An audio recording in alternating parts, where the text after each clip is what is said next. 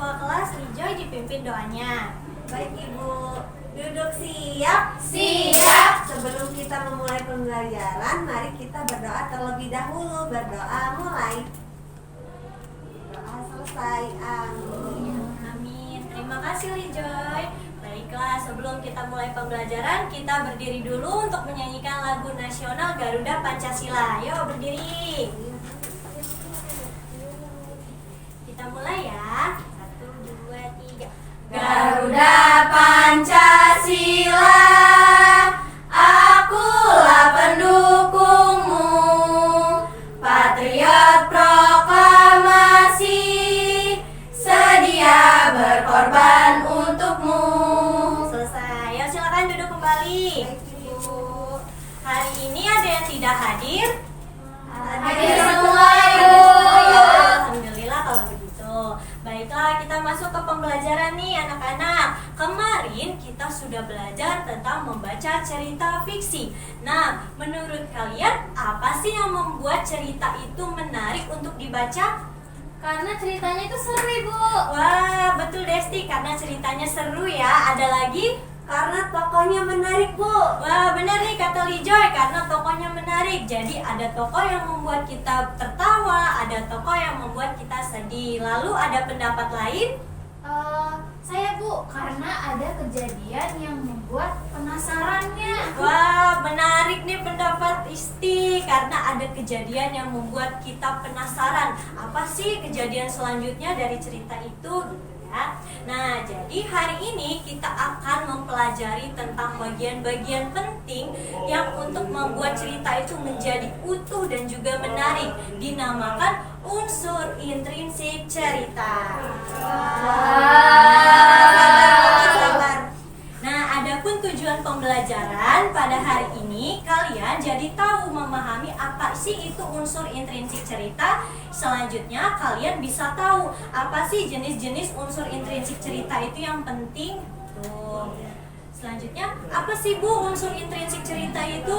Nah, jadi unsur intrinsik cerita adalah bagian-bagian penting dalam cerita yang membuat cerita itu menjadi menarik dan juga mudah untuk dimengerti. Contohnya itu ada tema, tokoh, latar, alur, sudut pandang, dan juga amanat. Nah, kita masuk ke bagian-bagiannya nih. Yang pertama itu ada tema. Tema itu apa sih, Bu? Nah, tema itu adalah ide utama cerita. Misalnya cerita itu kebanyakan menggambarkan tentang persahabatan. Jadi tema ceritanya adalah persahabatan. Lalu ada tokoh dan perwatakan. Tokoh itu merupakan karakter yang ada di dalam sebuah cerita. Kalau misal perwatakan itu adalah sifat dari karakter tersebut. Lalu ada yang namanya latar. Latar itu ada dua, ada latar tempat dan juga latar waktu. Jadi di mana sih tempat cerita itu berlangsung kejadiannya, lalu kapan sih cerita itu berlangsung, seperti itu. Selanjutnya ada alur. Nah, alur ini merupakan urutan kejadian dari awal sampai akhir. Ada alur maju dan alur mundur. Oke. Selanjutnya ada sudut pandang nih. Jadi cerita ini dari siapa sih diceritakan? Dan yang terakhir ada amanat. Amanat itu merupakan pesan moral dari cerita. Biasanya ada di bagian akhir cerita. Oke, tadi Ibu sudah menjelaskan tentang jenis-jenis unsur cerita nih. Selanjutnya, Ibu akan membacakan kalian cerita tentang kisah gajah kecil dan jerapah penolong. Nah, kalian harus menyimak cerita ini. Setelah itu, kalian akan mencari unsur intrinsik dari cerita tersebut. Oke, silakan dipahami, disimak ya. Ceritanya kisah gajah kecil dan jerapah penolong.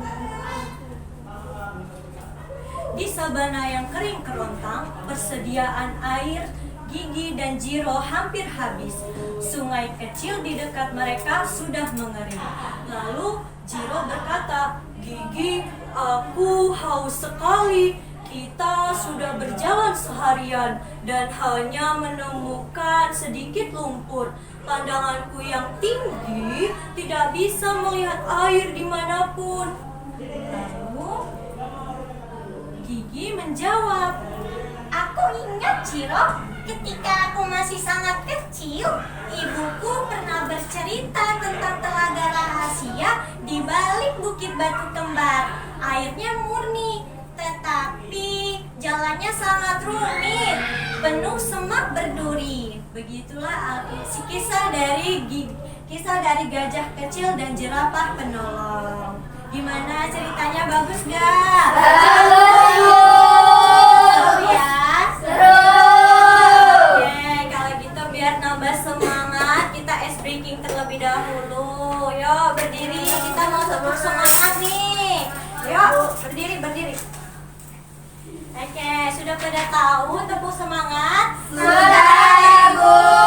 Oke, kita tepuk semangat ya. Tepuk semangat.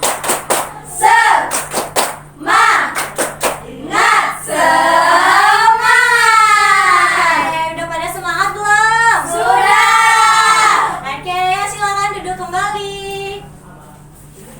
Nah, tadi sudah Ibu jelaskan nih tentang unsur intrinsik cerita, dan Ibu sudah menceritakan ke kalian tentang kisah gajah kecil dan jerapah penolong. Selanjutnya, Ibu mau membagi kalian menjadi beberapa kelompok.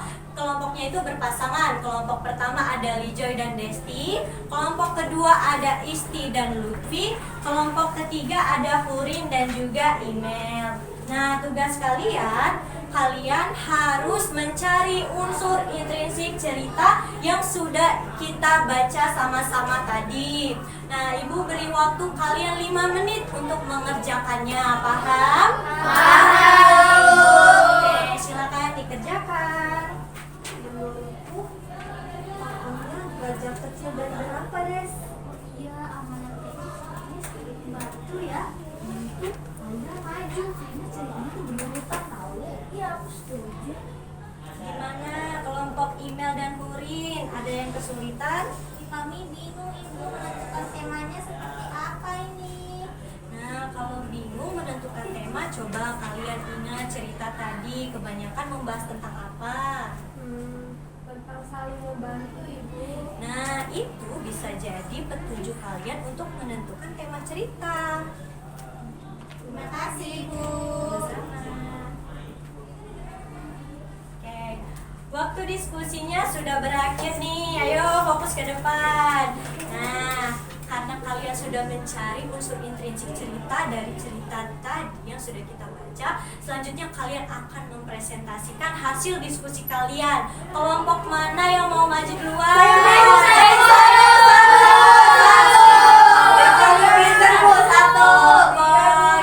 Ibu pilih. Kelompok pertama dulu ya. Ayo silakan dipresentasikan. Jadi hasil pengerjaan kelompok 1, siapakah tokoh dalam cerita, yaitu gajah kecil dan jerapah penolong. Lalu alurnya itu maju. Dan apa sih pesan dari cerita tersebut? Jadi teman-teman, pesannya itu kita tuh harus saling tolong menolong. Wah, oke, baik sekali kelompok pertama. Ada yang mau menanggapi nggak dari jawaban kelompok pertama? Saya, Bu. Ya, silakan Isti. Kalau kelompok kami tuh setuju karena amanatnya mengajarkan kebaikan. Wah, betul sekali. Oke, tampaknya anak-anak Ibu sudah pada pintar semuanya. Ayo kita beri tepuk tangan dulu. Silakan duduk, Desti dan Lijo. Terima kasih, Ibu. Oke.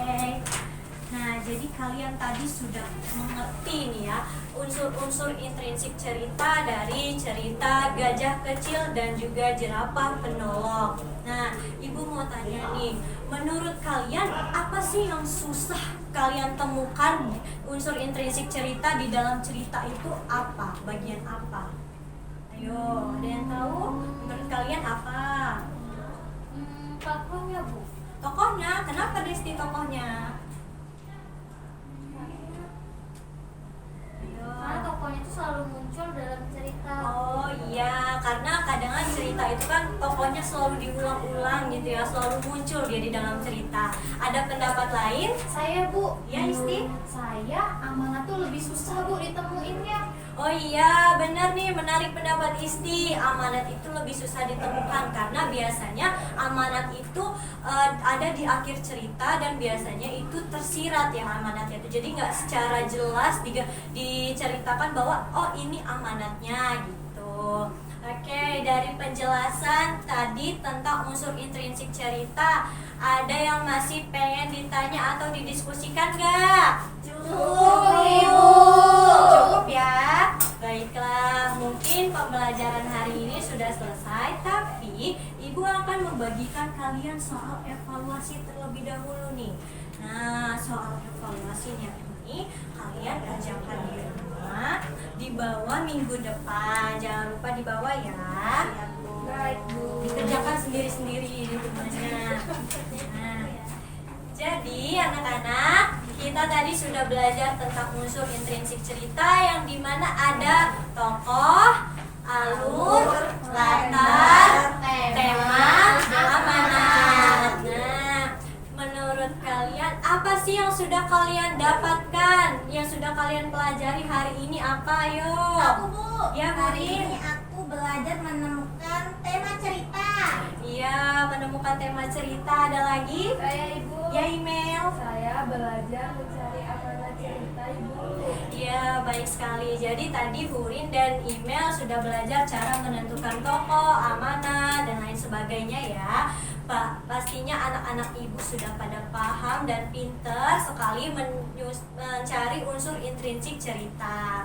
Oke, mungkin sekian pembelajaran kita hari ini sudah selesai. Jangan lupa dibawa tugas evaluasinya itu untuk kita bahas minggu depan di pertemuan selanjutnya ya. Baik, Ibu. Oke, baiklah, Ibu cukupkan. Sebelum itu kita berdoa terlebih dahulu. Silakan Lijoy memimpin doanya. Baik Ibu, duduk siap. Siap. Sebelum kita pulang, mari kita berdoa terlebih dahulu. Berdoa mulai. Berdoa selesai. Amin. Oke, terima kasih Ibu akhiri. Wabillahi taufiq wal hidayah. Wassalamualaikum warahmatullahi wabarakatuh.